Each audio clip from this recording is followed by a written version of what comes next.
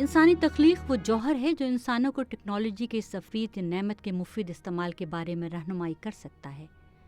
تخلیقی جوہر کو مذہب، فلسفہ، کھیلوں یا باہمی تعلقات سے کیسے نکھارا جا سکتا ہے، یہ سب انسانوں کے سوچنے کی ضرورت ہے۔ سائنس اور انسانیت یہ تو ایک ہی کوائن کے دو سائڈ ہیں۔ جب تک آپ ٹیکنالوجی کو سمجھیں گے نہیں اور اپنے ذریعہ تعلیم میں اس سے آگاہی نہیں دیں گے، آگاہی ہوگی تو اس کا برا اور اچھے استعمال میں فرق پیدا۔ یہ لاکھوں سال پہلے ہجری دور کی بات ہے جب انسان پتھروں کی مدد سے جانور کا شکار کرتا تھا۔ پتھر کا وہ استعمال ٹیکنالوجی کی ابتدا تھی۔ انسان بہادری سے کہیں زیادہ جانوروں کے بارے میں اپنے علم اور سوچنے کی طاقت کا استعمال کر کے جانوروں کا کامیاب شکار کرتا، اور یہ اس کا انسان ہونا تھا۔ انسان اور جانور زندہ رہنے کے لیے ایک دوسرے پر برتری رکھنا چاہتے تھے، لیکن پھر ایک ایجاد نے انسانوں کو جانوروں پر برتری دلا دی۔ یہ ایجاد تھی آگ پر کنٹرول حاصل کرنا۔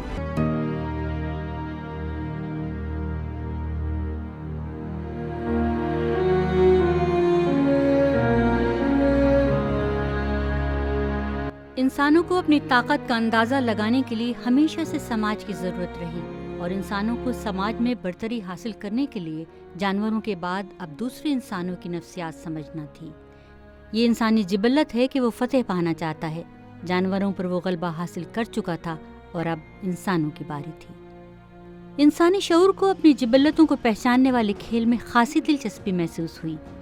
اس نے خدا ڈھونڈنے شروع کیے۔ یہ تلاش آگے جا کر بالآخر مذہب ملنے پر ختم ہوئی۔ مذہب جو ہے ریویل ہونا شروع ہوا تو اس کے ساتھ ساتھ جو ہے وہ جو بادشاہتی نظام ہے، مونارکیکل سسٹم، وہ اس نے بھی اپنی جڑیں پکڑیں، اور انسان جو ہے دوسرے انسانوں کے اوپر کنٹرول حاصل کر کے بعض اوقات تو یہ بھی ہوا کہ بادشاہ اپنے آپ کو خدا بنا بیٹھے، اور فرعون مصر جو ہیں وہ اس چیز کا منہ بولتا۔ خاندان کا نظام بہتر ہو کر اس نہج پر آ گیا کہ بچے اپنے والدین کو جاننا شروع ہو گئے۔ انسان نے اپنے مردوں کو دفنانا سیکھ لیا۔ انسان جو ایک وحشی اور گنوار مخلوق تھا، اب خاندان کی بنیاد رکھ کر ایک مہذب انسان بن چکا تھا۔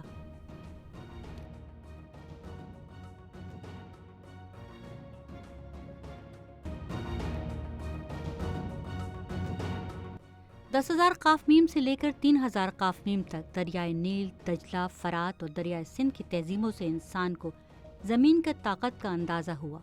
ملکیت کا احساس زمین کی طاقت سے بھی بڑا تھا۔ مصری تہذیب بہت پہلے ریمپ ٹیکنالوجی متعارف کرا چکی تھی۔ دریائے سندھ کی تہذیبوں نے تعمیراتی فن کو نئی جہتیں عطا کی تھی۔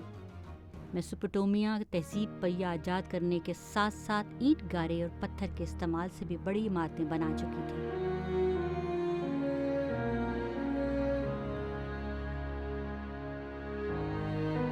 آگ، پہیہ اور لوہا، یہ تین چیزیں جو ہیں یہ اس طرح سے ان کا مرکزی کردار ہے انسان کی، نہ صرف نقل مکانی میں، انتقال آبادی میں، بلکہ نہ صرف یہ کہ کرۂ ارض میں جو پوشیدہ راز ہیں ان کو افشا کرنا، بلکہ دوسرے لوگوں کے اوپر اپنا کنٹرول بھی حاصل کرنا۔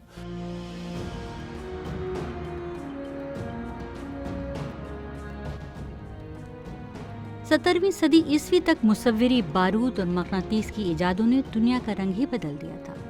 لٹریچر، وارفیئر اور نیویگیشن کے لیے متعارف ہونے والی ٹیکنالوجی نے نئی دنیا کی بنیاد ڈال دی تھی، جو صنعتی انقلاب پر منتج ہوئی۔ بارود کا استعمال جو ہے وہ آبویسلی سائنسی حوالے سے بہت ہی اہم پیش رفت ہے، لیکن صاف ظاہر ہے کہ یہ جب جنگوں میں استعمال ہونا شروع ہوا تو اس کا یہ بہت ہی مہلک ثابت ہوا، اور ہم یہ دیکھتے ہیں کہ عہد جدید کی جنگیں جو ہیں وہ عہد قدیم یا عہد قرون وسطیٰ کی جنگوں سے کہیں زیادہ مہلک ہیں۔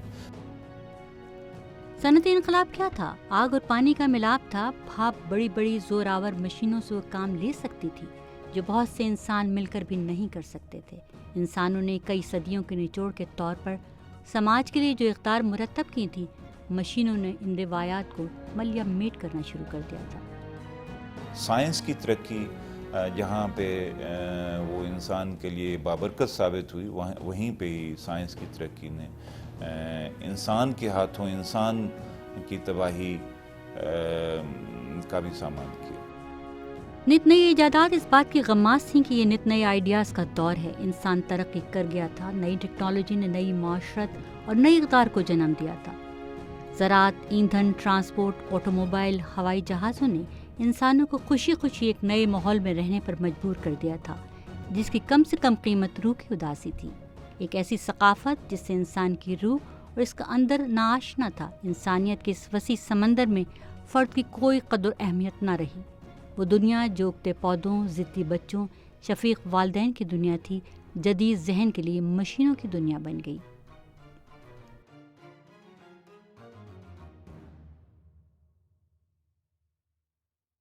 انفارمیشن ٹیکنالوجی کے انقلاب نے انسان کے لیے آسانیاں اور راحتیں بھی پیدا کیں، اور نئے المیوں نے بھی جنم لیا، کیونکہ ادارے اور معاشرے پرانی مشینی زندگی سے ہم آہنگ ہو کر سیدھے بھی نہ ہو پائے تھے کہ آئی ٹی انقلاب نے نئی قدریں اور روایات ترتیب دے دیں۔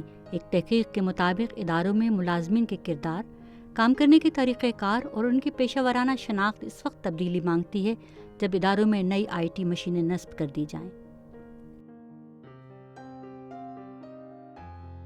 اس ڈیجیٹل دور میں سوال یہ پیدا ہوتا ہے، کیا انسان ٹیکنالوجی تشکیل دے رہے ہیں یا ٹیکنالوجی انسانوں کی تشکیل کر رہی ہے؟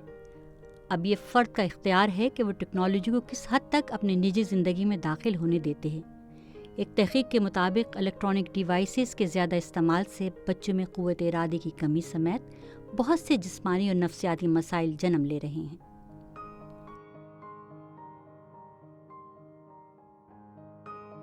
ہمارے یہاں یہ افسوس کی بات ہے کہ تخلیقی عمل کو سمجھا نہیں گیا۔ بہت سائنٹیفک، آبجیکٹیو، ریئلسٹک اور ریشنل طریقے سے آپ سائنس کے اصولوں کو لے کر آرٹ اور ہیومینٹیز کو پڑھیں گے، اور اس میں سے جو ایجادات ہوں گی ان کے اندر آٹومیٹکلی ایک تو ایستھیٹکس بلٹ ان ہوگی، اس کے اندر انسانیت کی فلاح بنی ہوئی ہوگی، تو پھر آپ کبھی ایٹم بم بنانے کا نہیں سوچیں گے، ٹو سٹارٹ ود ایٹمی انرجی بنائیں گے۔ انسانوں کو اپنے شعور کو پھر سے پرکھنے کی ضرورت ہے۔ اب انسانوں کو اپنی آرزوؤں کو اپنی مثبت فکر کے ساتھ ہم آہنگ کر کے ہر طرح کے جبر سے آزاد ہو کر سوچنا ہوگا۔ شاید اس کی جبلتوں کے ذخیرے میں کوئی اور راہ اور کوئی حل اس کا انتظار کر رہا ہو۔